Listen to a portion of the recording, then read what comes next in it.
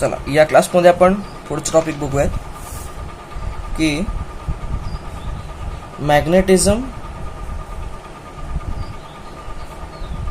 In and item किंवा origin of magnetism. बघा बरं, हे मॅग्नेटिझम ॲटममध्ये पण कसं होतं. मी काय म्हणलं, करंट कॅरिंग कंडक्टर. समजा असं गोल लूप आहे, करंट कॅरिंग कंडक्टर आहे. तर आपण बघितलेलं आहे की हा करंट कॅरिंग कंडक्टर मध्ये बी तयार करतो. इथं बी असतो, किती असतो हा, μ0I/2r. ह्याच्या सेंटरला असतो ना. डायरेक्शन कशी काढली आपण, move your curve your fingers with right hand thumb rule. Direction कशी आली याची, वरती. बर, हे तर बघितलं आपण. पण आता let us come to atom. Atom मध्ये this is nucleus, number of protons inside and neutrons. Neutrons सुद्धा मी टेन्शन घेत नाही कारण ते न्यूट्रल असतात. दिस इज न्यूक्लियस आणि इलेक्ट्रॉन त्याला ऑर्बिट करतोय. Yes, electron is orbiting. आणि मला सांगा, इलेक्ट्रॉनच्या मुव्हमेंटलाच आपण करंट म्हणतो ना. जेव्हा इलेक्ट्रॉन असा मूव्ह करतोय त्यालाच करंट म्हणतो. येस, तर मला सांगा करंट किती आहे. आणि या करंट कॅरिंग लूपचा आपण एम पण काढला होता. एम काय होता, मॅग्नेटिक मुवमेंट. हा झाला बी. एम काय काढला होता, एम इज आय टाइम्स ए ना. ए काय आहे, एरिया व्हेक्टर. याची मॅग्निट्यूड किती आहे, आय इंटू πr². हो ना, हे आपण बघितलेलं आहे मागच्या क्लासेसमध्ये. हा ही मॅग्नेटिक मुवमेंट आहे आणि हे मॅग्नेटिक फील्ड आहे. Never mind. मग इथं बघा, इथं आता करंट, इथं इलेक्ट्रॉन ऑर्बिट करतोय न्यूक्लियसला एका ॲटमच्या मध्ये. म्हणजे करंट आणि चार्ज मूव्ह करणं एका क्रॉस सेक्शननं, त्यालाच आपण करंट म्हणतो. मग इथं करंट कसं लिहू, करंट असतो dq/dt ना. म्हणजे चार्ज मूव्ह करणं in time, in unit time. Okay, मला सांगा कसं लिहिणार. जर हा चार्ज ई चार्ज जात असेल तर आय काय असतो, बेसिकली क्यू अपॉन टाइम ना. आता क्यू किती आहे, ई अपॉन टाइम. ह्याला टाइम किती लागतो एका रिव्होल्युशनला. म्हणजे इलेक्ट्रॉन इथनं परत इथं ह्याला टाइम किती लागतो, तो लागतो कॅपिटल टी टाइम पिरियड जो काही त्याचा आहे. ओके, तर I can write this as E upon, हा टाइम पिरियड किती असतो, 2π/ω ना. टाइम पिरियड काय, 2π/ω, म्हणजे ओमेगा वरती जाईल. बर, व्हॉट इज ओमेगा, v/r. जर ही याची रेडियस आहे, ही कशाची रेडियस आहे, इलेक्ट्रॉनच्या ऑर्बिटची रेडियस. तर काय लिहिता येईल मला, ई आणि ओमेगा इज v/r.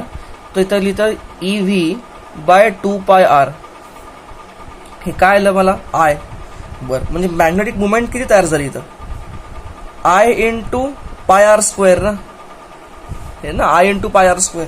आता आयची व्हॅल्यू सबस्टिट्यूट करा इथं. म्हणजे काय लिहू मी, EV/2πr इंटू πr². पाय r कट, काय आलं, EVr/2.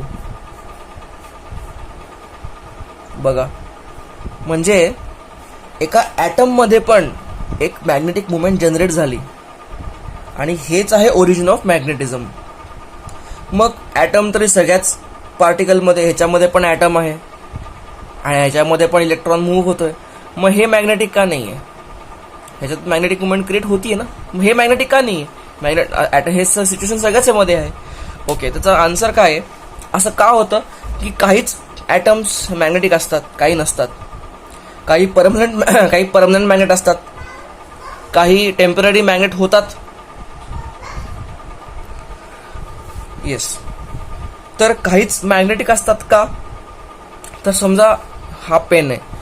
या पेनमध्ये असं इमॅजिन करा, इथे एक ॲटम आहे आणि इथे एक ॲटम आहे. ठीक आहे, हा एक ऑब्जेक्ट आहे, तो ॲटम आहे. आता या ॲटममध्ये इलेक्ट्रॉन असा स्पिन होतोय ना. म्हणजे असं जर मी याला करत फिंगर केले तर हे what is this direction, this is direction of M. Or direction of B, M आणि बी डायरेक्शन हे म्हणजे याच्यात मॅग्नेटिक मुवमेंट अशी आहे. ओके, पण आता हा इथे एक ॲटम आहे आणि इथे एक ॲटम आहे, तर असं गरजेचं नाही आहे ना की या ॲटमची मॅग्नेटिक मुवमेंट अशी आहे आणि याची पण मॅग्नेटिक मुवमेंट अशी आहे.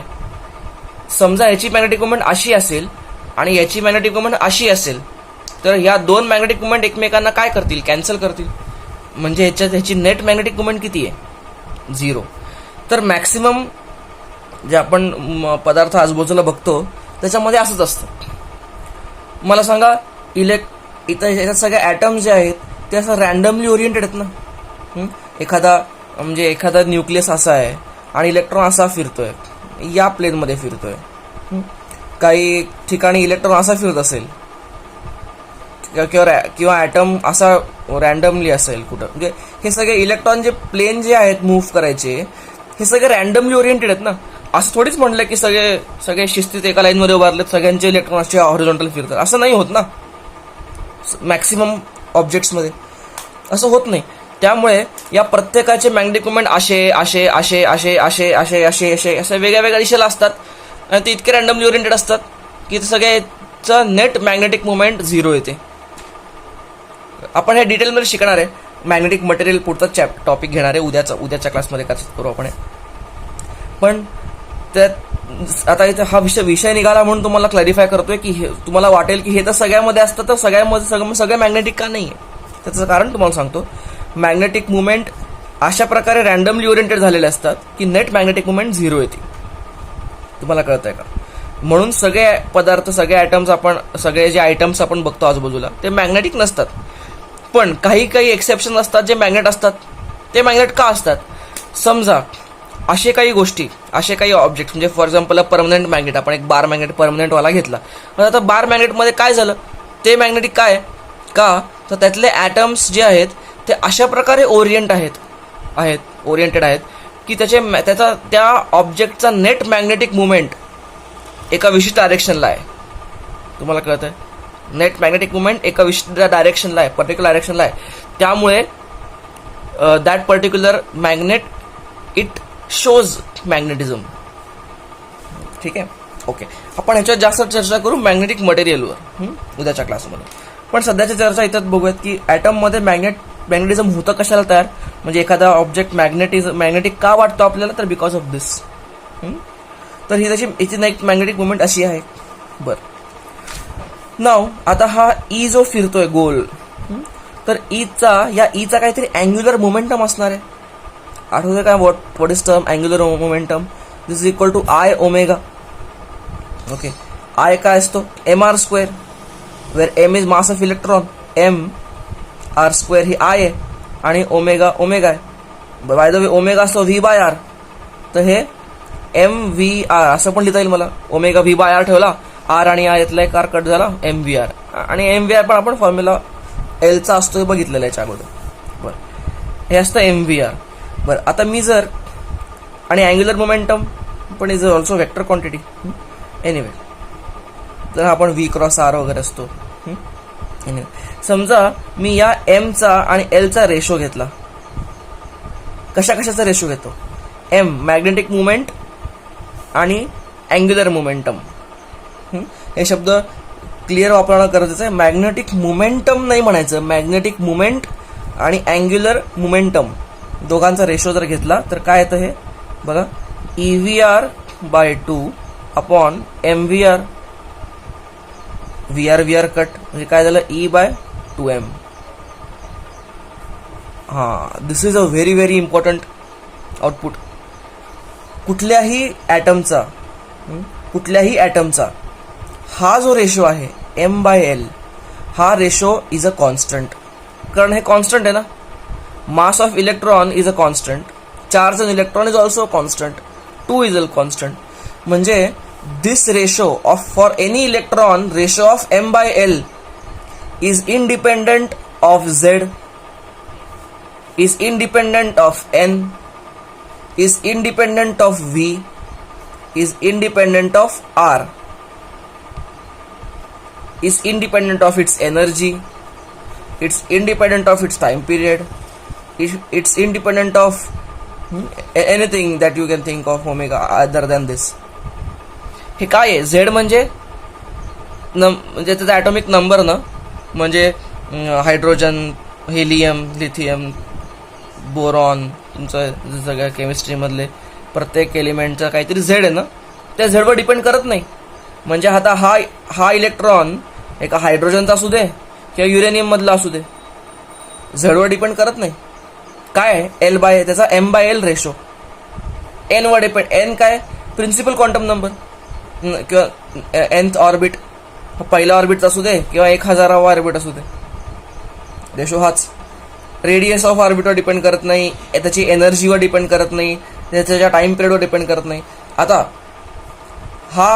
हे पुढचं डिस्कशन जे आहे, हे डिस्कशन कंबाईन करता येतं मॉडर्न फिजिक्स बरोबर.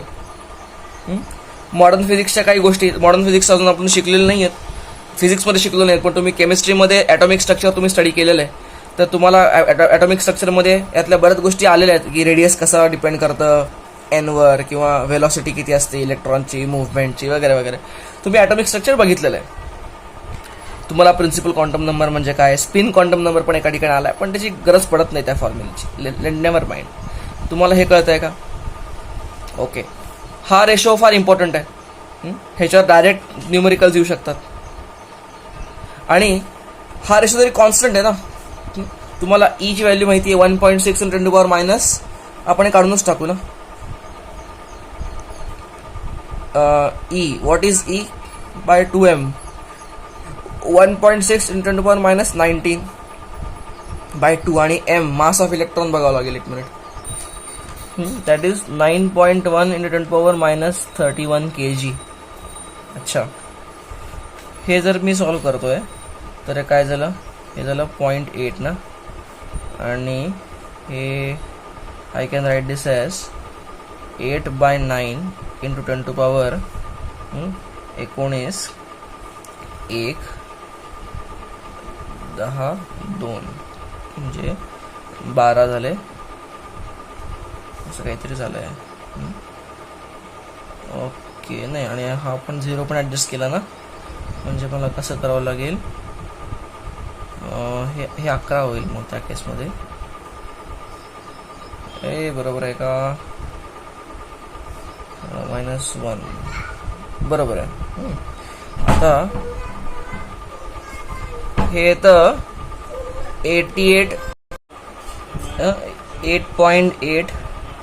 × 10⁻10 असं काहीतरी येतं. याचं काही गरज नाही पडत त्याची फॉर इलेक्ट्रॉन. एनिवे, हे दिस इज ओनली इलेक्ट्रॉन. ह्याची गरज नाही पडत, हे काय लक्षात ठेवायची गरज नाही आहे. मेन आपल्याला जे बघायचं आहे ते दिस. आता याच्यावरनं फायदा काय होतो? तुम्हाला एम काढायला सोपं जातं. M is equal to L into this. आणि डेफिनेटली याचा फायदा जास्त कॉम्प्लेक्स प्रॉब्लेम्समध्ये होतो, जे की आपण आपल्या सिलेबसमध्ये नाही आहेत असे सच. बघा, हे सगळं नोट डाऊन करून घ्या. पुढे एमचा हा एक फॉर्म्युला आहेच आहे, EVR वगैरे आहे, बरोबर आहे. याचा अजून एक अल्टरनेटिव्ह फॉर्म्युला असा डिराईव्ह करता येऊ शकतो. आपण बोअर्स थेरी, बोअर्स जे मॉडेल आहे, ॲटॉमिक मॉडेल आहे, हे मॉडेल आपण फिजिक्समध्ये पण शिकणार आहोत, पण केमिस्ट्रीमध्ये पण आपण बघितलं. तर त्याच्यामध्ये angular momentum of any nth orbit is given by NH/2π. NH/2π. Okay. मग हे जर मी NH, what is H? H एक कॉन्स्टंट असतो ज्याला प्लँक्स कॉन्स्टंट म्हणतात. सध्या हे फक्त तुम्ही लिहून घ्या, आपण याचे डिटेल्स बघणार आहोत. तुम्हाला केमिस्ट्री झालं असणारच आहे, पण आपण मॉडर्न फिजिक्समध्ये सेपरेटली बघणार आहे. आता ही एल ची व्हॅल्यू जर रिप्लेस इथं केली मी, तर मला काय मिळेल? M is equal to E/2m × NH/2π ना, म्हणजे काय आहे? NHE/4πm. हा अजून एक फॉर्म्युला आला मॅग्नेटिक मोमेंटचा. N नंबर ऑफ शेल, किंवा त्याला प्रिन्सिपल क्वांटम नंबरही म्हणतो. H काय आहे? प्लँक्स कॉन्स्टंट, जो एक कॉन्स्टंट आहे. E charge on electron, 4πm. M is mass of electron. तर याच्यावरून तुम्हाला काय मिळतं? You can find M. Okay. ह्याच्यामध्ये या जर एन सोडला तर बाकी सगळ्याची व्हॅल्यू कॉन्स्टंट आहे. ओके, त्यामुळे ही कॉन्स्टंटची व्हॅल्यू पण काढता आली तर आपल्याला डायरेक्ट काय कळेल, एम काढता येईल. एनिवे हे तुम्ही करा, एक एन टाइम्स काहीतरी हे काढा, या गोष्टी फाइंड आउट करा आणि काढा. ते काही लक्षात ठेवायची गरज नाही आहे, लक्षात राहणार पण नाही. हे जरी लक्षात राहिलं आपल्याला तरी सफिशियंट आहे, असल्या काही व्हॅल्यूज लक्षात ठेवायची काही गरज नाही. तसं रेअर क्वेश्चन असतात, त्या रेअर क्वेश्चनसाठी आपण इतकं डोकं फोड नाही करायची गरज आहे, कारण आपल्याला लक्षात ठेवायला ऑलरेडी भरपूर काही आहे. ठीक आहे, पण हे असं असतं. बरं, अजून मला काय म्हणायचं होतं तुम्हाला, अजून एक यातलं एक आहे की M is proportional to N. हे पण एक इम्पॉर्टंट आउटपुट आहे. M is proportional to N, directly proportional to, कारण बाकी सगळं कॉन्स्टंट येतं ना. ओके, हा इम्पॉर्टंट आहे. जर magnetic field due to electron moving in first orbit जर अमुक अमुक असेल तर फोर्थ ऑर्बिट किती असेल, directly you can put it here. फोर्थ ऑर्बिटमध्ये फोर टाइम्स असणार ना, तर हे डायरेक्ट असं यूज होऊ शकतं. ठीक आहे, बघा पुढे आर्यंतमध्ये एक्झाम्पल नंबर 2 पेज नंबर 555 वर एक्झाम्पल नंबर 2 सॉल्ड एक्झाम्पल आहे. फक्त बघा ते तुमच्या नॉलेजसाठी आणि नोट्समध्ये ॲड करून टाका, लिहून टाका. तर तेच मी प्रॉब्लेम इथे सांगण्यात काही पॉईंट नाही आहे, तिथे ऑलरेडी सॉल्ड एक्झाम्पल येते. चला पुढचा टॉपिक बघूयात.